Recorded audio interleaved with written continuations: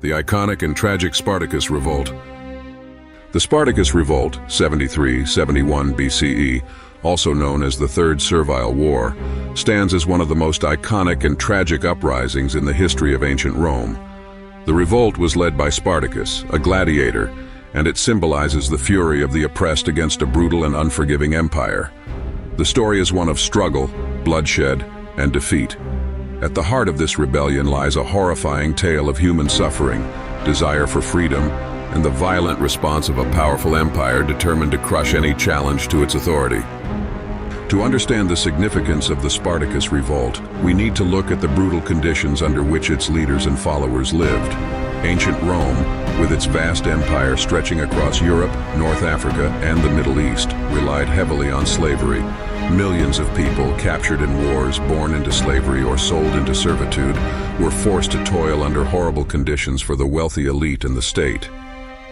Spartacus himself was born in Thrace, modern-day Greece and Turkey, and like many of his time, he was enslaved.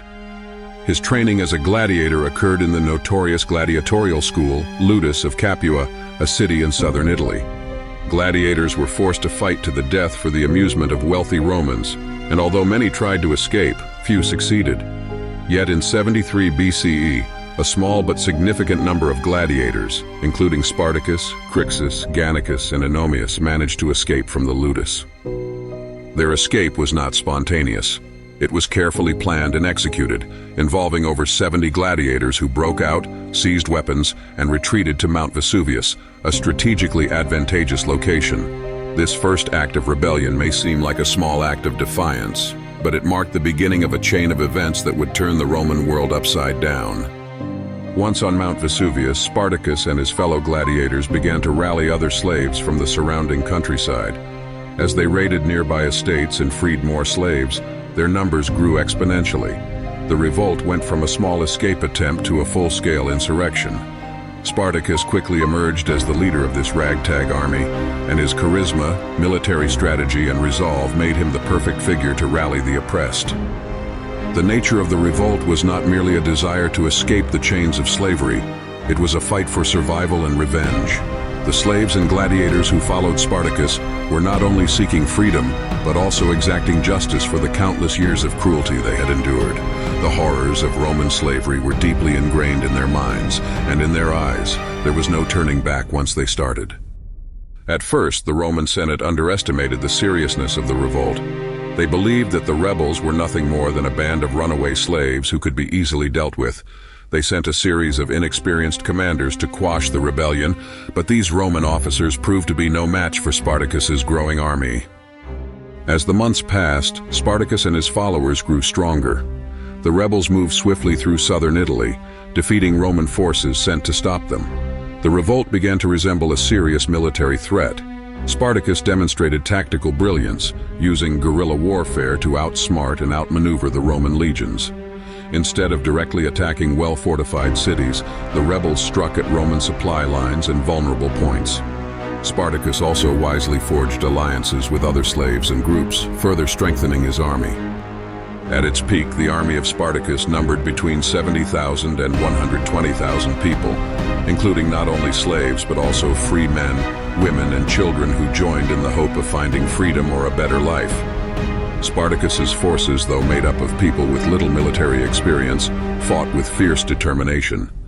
They were driven by the desire to break free from the chains of their masters, and that desire gave them an edge over their enemies. The rebellion's growing success sent shockwaves through the Roman elite. The Senate, terrified by the possibility of an entire slave uprising, appointed a series of generals to crush the rebellion, but they faced numerous challenges. As Spartacus moved northward, many Italians who had been enslaved began to join his ranks, bolstering his army's numbers. In response to the rebellion, Rome took more aggressive action. The Senate finally appointed a competent general, Marcus Licinius Crassus, to defeat Spartacus. Crassus was a wealthy and powerful man, known for his ruthlessness and ability to command large armies. At first, Crassus struggled to control his troops and contain the rebellion, but he eventually managed to corner Spartacus in southern Italy. However, Spartacus's army was not broken. Instead, the gladiators and slaves launched a series of small but effective counterattacks. and it seemed for a moment as though the Romans might lose. During this period, the rebellion faced internal tensions. Spartacus, once seen as a liberator, had to contend with differing factions within his own army. While many followers sought to escape Italy and return home, Spartacus believed in pushing forward, perhaps to freedom beyond Rome's reach. Others, such as Crixus, wanted to attack Rome itself, but Spartacus disagreed with this more aggressive stance. Ultimately, the internal disagreements would lead to divisions within the army and weaken the overall effort. In 71 BCE, Spartacus and his army were finally defeated in a massive, decisive battle near the city of Patelia. Crassus's forces, now bolstered by additional legions, decisively crushed the slave army. The final defeat came at the hands of Pompey the Great, who had been fighting in the north and joined forces with Crassus to deliver the final blow. Spartacus, in a desperate final stand, attempted to break through the Roman lines, but it was futile. The revolt was crushed, and Spartacus himself was either killed in battle or captured and executed, depending on which historical account one follows. The rebels who survived were crucified along the Appian Way, a major Roman road, as a brutal reminder of the consequences of defying the empire. The aftermath of the Spartacus revolt was devastating, not only for the rebels, but for the Roman Empire itself.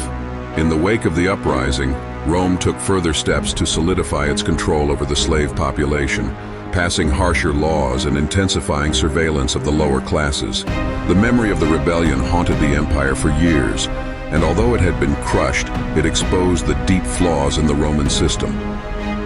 For the slaves and gladiators who had followed Spartacus, there was no justice. Their revolt, which had been born from the horrors of slavery and the desire for freedom, was ruthlessly suppressed. Spartacus became a symbol of resistance and rebellion, but his story also serves as a reminder of the cruelty of empire and the grim realities of oppression. The story of Spartacus is one of both inspiration and tragedy. It reminds us of the horrors of slavery, the unyielding hunger for freedom, and the devastating consequences of oppression. Spartacus's revolt was an act of defiance that shook the Roman Empire, but it also left a legacy of violence and destruction. In the end, the Spartacus revolt was a testament to the idea that, while empires may seem unbreakable, the will of the oppressed is a force that cannot easily be extinguished. Spartacus may have lost the war, but his name lives on as a symbol of resistance, defiance, and the eternal fight for freedom. This dark and tragic tale reveals not just the physical cost of rebellion, but the psychological toll of a brutal world where survival often meant violence and betrayal.